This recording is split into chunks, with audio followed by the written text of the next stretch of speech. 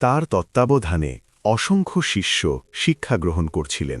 গুরুর সকল শিষ্যের মধ্যে একজন ছিলেন একটু আলাদা। তার নাম ছিল আমান। আমানের হৃদয় ছিল অত্যন্ত পবিত্র। তিনি সকলের মঙ্গল কামনা করতেন। তিনি অন্যদের দুঃখ কষ্টকে নিজের বলে মনে করতেন এবং যথাসম্ভব সাহায্য করতেন। তিনি প্রায়শই যা কিছু দান করতেন তা অভাবীদের দিতেন। আমানের কারো প্রতি ঈর্ষা বা ঘৃণা ছিল না, কিন্তু আমানের একটা অভ্যাস ছিল। তিনি অতিরিক্ত কথা বলতেন। যখনই তিনি গ্রামে ভিক্ষা সংগ্রহ করতে যেতেন, তখন তিনি জিজ্ঞাসা না করেই লোকেদের কাছে প্রচার শুরু করতেন। তিনি সবাইকে বোঝানোর চেষ্টা করতেন। ধীরে ধীরে লোকেরা তার কথা শুনে ক্লান্ত হয়ে পড়ত। অনেকে তাকে নিয়ে হেসে বলতো, দেখো, জ্ঞানী আমান ভিক্ষু এসেছেন, এখন তার শিক্ষা শুরু হবে। কেউ কেউ আসার সাথে সাথেই মুখ ফিরিয়ে নিত, আবার কেউ কেউ তার কথা উপহাস করত। এই উপহাস আমানের হৃদয়কে আঘাত করত। তবুও তিনি চুপ থাকতেন না। তিনি বিশ্বাস করতেন যে মানুষের উপকার করা তার কর্তব্য। কিন্তু তিনি যত বেশি ব্যাখ্যা করার চেষ্টা করতেন, ততই লোকেরা তার থেকে দূরে সরে যেত।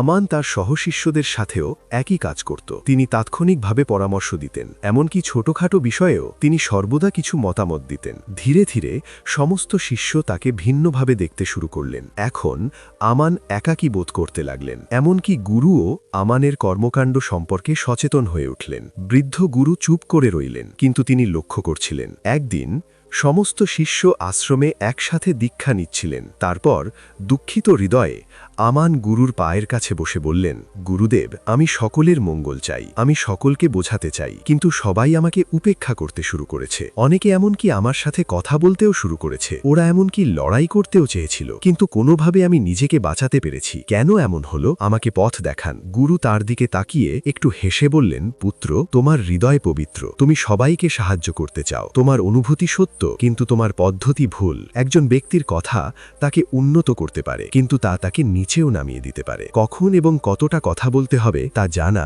প্রতিটি ব্যক্তির জন্য অপরিহার্য। জীবনে সফল হতে, এগিয়ে যেতে বা কোনো কাজ সম্পন্ন করতে চাইলে চিন্তাভাবনা করে কথা বলা এবং অনেক জায়গায় নীরব থাকা জয়ের দিকে নিয়ে যায়। পুত্র, একটি উদাহরণ দিয়ে এটি বুঝুন, মনোযোগ দিয়ে শুনুন। অনেক দিন আগের কথা। এক বিশাল রাজ্যে দুজন জ্ঞানী ব্যক্তি বাস করতেন। একজনের নাম ছিল বিশ্বনাথ এবং অন্যজন সোমনাথ। সেই রাজ্যের রাজা বৃদ্ধ হয়ে গিয়েছিলেন। রাজ্যের বিষয়গুলি সঠিক পথে পরিচালিত করার জন্য তার একজন দক্ষ এবং জ্ঞানী রাজগুরুর প্রয়োজন ছিল। তাই রাজা তার মন্ত্রীকে আদেশ দিলেন, মন্ত্রী, রাজ্যের বিভিন্ন প্রান্ত থেকে জ্ঞান এবং আচরণের জন্য বিখ্যাত সমস্ত পণ্ডিতদের আমার সামনে নিয়ে আসুন। আমি তাদের মধ্যে সবচেয়ে জ্ঞানীকে রাজগুরু হিসেবে নিযুক্ত করব। আদেশ পাওয়ার পর সমগ্র রাজ্যে একটি বার্তা পাঠানো হয়েছিল। কয়েকদিনের মধ্যেই দরবার বসানো হয়েছিল এবং মন্ত্রী, সেনাপতি, শিক্ষক এবং অসংখ্য পণ্ডিত উপস্থিত ছিলেন। মন্ত্রী রাজার সামনে দুজন বিশিষ্ট পণ্ডিতকে উপস্থাপন করেছিলেন। একজন ছিলেন বিশ্বনাথ, যিনি শাস্ত্রে সুপণ্ডিত এবং যুক্তিতে পারদর্শী বলে বিবেচিত হতেন, এবং অন্যজন ছিলেন সোমনাথ, যিনি তার শান্ত বুদ্ধি, তীক্ষ্ণ মন এবং নম্রতার জন্য গভীরভাবে সম্মানিত ছিলেন। রাজা তাদের উভয়ের দিকে মনোযোগ সহকারে তাকিয়ে গম্ভীর স্বরে জিজ্ঞাসা করলেন, আমাকে বলুন, কাকে প্রকৃত পণ্ডিত বলা যেতে পারে? বিশ্বনাথ তৎক্ষণাৎ উঠে দাঁড়ালেন। তিনি বললেন, মহারাজ, একজন প্রকৃত পণ্ডিত হলেন তিনি, যিনি শাস্ত্রের সারমর্ম বোঝেন, যিনি যুক্তিতে শক্তিশালী এবং যিনি প্রতিটি প্রশ্নের উত্তর দিতে পারেন। তিনি কথা বলতে বলতে কথা বলতে থাকলেন, এমনকি রাজাকে বাধা দিয়ে নিজেকে শ্রেষ্ঠ বলে দাবি করলেন। তার কথা জ্ঞানে পূর্ণ ছিল, কিন্তু নম্রতার নয়। রাজা চুপ করে রইলেন, কিন্তু তার মুখে স্পষ্ট অসন্তোষ ফুটে উঠল। এবার সোমনাথের পালা। তিনি শান্তভাবে উঠে রাজার পা ছুঁয়ে বললেন, মহারাজ, আমি কোনো বড় পণ্ডিত নই, কিন্তু আমার তার তত্ত্বাবধানে অসংখ্য শিষ্য শিক্ষা গ্রহণ করছিলেন। গুরুর সকল শিষ্যের মধ্যে একজন ছিলেন একটু আলাদা। তার নাম ছিল আমান। আমানের হৃদয় ছিল অত্যন্ত পবিত্র। তিনি সকলের মঙ্গল কামনা করতেন। তিনি অন্যদের দুঃখ কষ্টকে নিজের বলে মনে করতেন এবং যথাসম্ভব সাহায্য করতেন। তিনি প্রায়শই যা কিছু দান করতেন তা অভাবীদের দিতেন। আমানের কারো প্রতি ঈর্ষা বা ঘৃণা ছিল না, কিন্তু আমানের একটা অভ্যাস ছিল। তিনি অতিরিক্ত কথা বলতেন। যখনই তিনি গ্রামে ভিক্ষা সংগ্রহ করতে যেতেন, তখন তিনি জিজ্ঞাসা না করেই লোকেদের কাছে প্রচার শুরু করতেন। তিনি সবাইকে বোঝানোর চেষ্টা করতেন। ধীরে ধীরে লোকেরা তার কথা শুনে ক্লান্ত হয়ে পড়ত। অনেকে তাকে নিয়ে হেসে বলতো, দেখো, জ্ঞানী আমান ভিক্ষু এসেছেন, এখন তার শিক্ষা শুরু হবে। কেউ কেউ আসার সাথে সাথেই মুখ ফিরিয়ে নিত, আবার কেউ কেউ তার কথা উপহাস করত। এই উপহাস আমানের হৃদয়কে আঘাত করত। তবুও তিনি চুপ থাকতেন না। তিনি বিশ্বাস করতেন যে মানুষের উপকার করা তার কর্তব্য। কিন্তু তিনি যত বেশি ব্যাখ্যা করার চেষ্টা করতেন, ততই লোকেরা তার থেকে দূরে সরে যেত। আমান তার সহশিষ্যদের সাথেও একই কাজ করত। তিনি তাৎক্ষণিকভাবে পরামর্শ দিতেন, এমনকি ছোটখাটো বিষয়েও তিনি সর্বদা কিছু মতামত দিতেন। ধীরে ধীরে সমস্ত শিষ্য তাকে ভিন্নভাবে দেখতে শুরু করলেন। এখন আমান একাকী বোধ করতে লাগলেন। এমনকি গুরুও আমানের কর্মকাণ্ড সম্পর্কে সচেতন হয়ে উঠলেন। বৃদ্ধ গুরু চুপ করে রইলেন, কিন্তু তিনি লক্ষ্য করছিলেন। একদিন সমস্ত শিষ্য আশ্রমে একসাথে দীক্ষা নিচ্ছিলেন। তারপর দুঃখিত হৃদয়ে আমান গুরুর পায়ের কাছে বসে বললেন, গুরুদেব, আমি সকলের মঙ্গল চাই, আমি সকলকে বোঝাতে চাই, কিন্তু সবাই আমাকে উপেক্ষা করতে শুরু করেছে। অনেকে এমনকি আমার সাথে কথা বলতেও শুরু করেছে। ওরা এমনকি লড়াই করতেও চেয়েছিল, কিন্তু কোনোভাবে আমি নিজেকে বাঁচাতে পেরেছি। কেন এমন হলো? আমাকে পথ দেখান। গুরু তার দিকে তাকিয়ে একটু হেসে বললেন, পুত্র, তোমার হৃদয় পবিত্র, তুমি সবাইকে সাহায্য করতে চাও, তোমার অনুভূতি সত্য, কিন্তু তোমার পদ্ধতি ভুল। একজন ব্যক্তির কথা তাকে উন্নত করতে পারে, কিন্তু তা তাকে নিচেও নামিয়ে দিতে পারে। কখন এবং কতটা কথা বলতে হবে তা জানা প্রতিটি ব্যক্তির জন্য অপরিহার্য।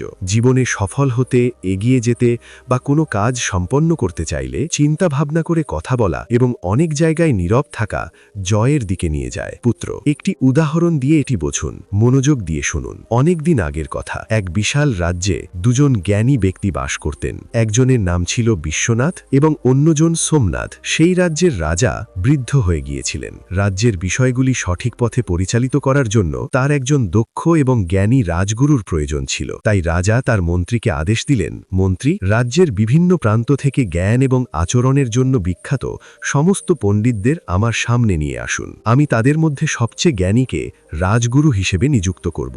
আদেশ পাওয়ার পর সমগ্র রাজ্যে একটি বার্তা পাঠানো হয়েছিল। কয়েকদিনের মধ্যেই দরবার বসানো হয়েছিল এবং মন্ত্রী, সেনাপতি, শিক্ষক এবং অসংখ্য পণ্ডিত উপস্থিত ছিলেন। মন্ত্রী রাজার সামনে দুজন বিশিষ্ট পণ্ডিতকে উপস্থাপন করেছিলেন। একজন ছিলেন বিশ্বনাথ, যিনি শাস্ত্রে সুপণ্ডিত এবং যুক্তিতে পারদর্শী বলে বিবেচিত হতেন, এবং অন্যজন ছিলেন সোমনাথ, যিনি তার শান্ত বুদ্ধি, তীক্ষ্ণ মন এবং নম্রতার জন্য গভীরভাবে সম্মানিত ছিলেন। রাজা তাদের উভয়ের দিকে মনোযোগ সহকারে তাকিয়ে গম্ভীর স্বরে জিজ্ঞাসা করলেন, আমাকে বলুন, কাকে প্রকৃত পণ্ডিত বলা যেতে পারে? বিশ্বনাথ তৎক্ষণাৎ উঠে দাঁড়ালেন। তিনি বললেন, মহারাজ, একজন প্রকৃত পণ্ডিত হলেন তিনি, যিনি শাস্ত্রের সারমর্ম বোঝেন, যিনি যুক্তিতে শক্তিশালী এবং যিনি প্রতিটি প্রশ্নের উত্তর দিতে পারেন। তিনি কথা বলতে বলতে কথা বলতে থাকলেন, এমনকি রাজাকে বাধা দিয়ে নিজেকে শ্রেষ্ঠ বলে দাবি করলেন। তার কথা জ্ঞানে পূর্ণ ছিল, কিন্তু নম্রতার নয়। রাজা চুপ করে রইলেন, কিন্তু তার মুখে স্পষ্ট অসন্তোষ ফুটে উঠল। এবার সোমনাথের পালা। তিনি শান্তভাবে উঠে রাজার পা ছুঁয়ে বললেন, মহারাজ, আমি কোনো বড় পণ্ডিত নই, কিন্তু আমার এটা ঘটে আর আমরা তাৎক্ষণিকভাবে প্রতিক্রিয়া জানাই। কিন্তু একজন নীরব ব্যক্তি উত্তর দেওয়ার আগে চিন্তা করে, ভাবছে এটি প্রয়োজনীয় কিনা, এবং এই এক মুহূর্তই তাদের ভুল থেকে বাঁচায়। একজন নীরব ব্যক্তি দুর্বল নয়, তারা জানে কিভাবে নিজেকে নিয়ন্ত্রণ করতে হয়। আপনার কথা সংযত রাখা ঘোড়াকে সঠিক পথে পরিচালিত করার জন্য তার লাগাম শক্ত করার মতো। যে ব্যক্তি তার জিহ্বা নিয়ন্ত্রণ করতে পারে, সে তার ভাগ্যও নিয়ন্ত্রণ করতে পারে। এটা সামলাতে পারে।